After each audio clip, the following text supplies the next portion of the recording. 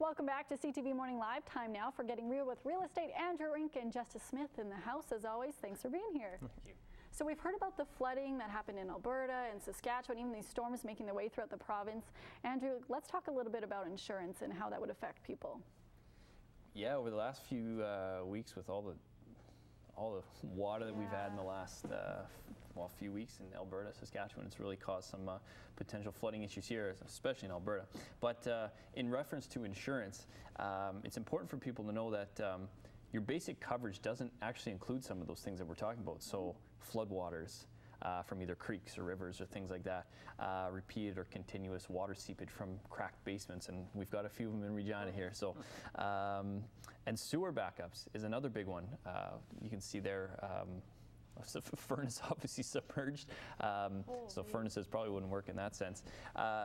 So that's things that insurance doesn't cover obviously. So important for people to know that you can get additional coverage from insurance brokers. You just have to obviously pay a little bit more for it. But another interesting note is if your home is unoccupied for more than 4 days, you need to have, from what they say, a competent individual to continuously check on your home, or else some of those items, such as water seepage, busted pipes from maybe the pipes freezing or whatnot, would not be covered. So very important. And one last piece that I think people don't know about is if your home is left vacant for more than 30 consecutive days, your insurance is automatically ceases to exist. What? Yes. You're kidding me. No, absolutely. So people that leave their home vacant or are selling their home and it's left vacant, let's say, regardless of whether they have furnishings in their house or not, they need to let their insurance company know that we are out of the house for this period of time, so that they can, have an insurance program that works for them. So important stuff for people to know about here. Wow, find a house sitter. If not, ask one of us. That's insane. I did not know that. So if people are shopping for insurance, do you have some tips for them? Yeah, just some quick tips. You want to look at what discounts might be available to you. So maybe you get an alarming system installed. Let your insurance company know about that. That might bring your premiums down, having an alarm. Maybe you had a fireplace and you capped it off. Great. You had sprinklers installed. Great. These things might lower your rates.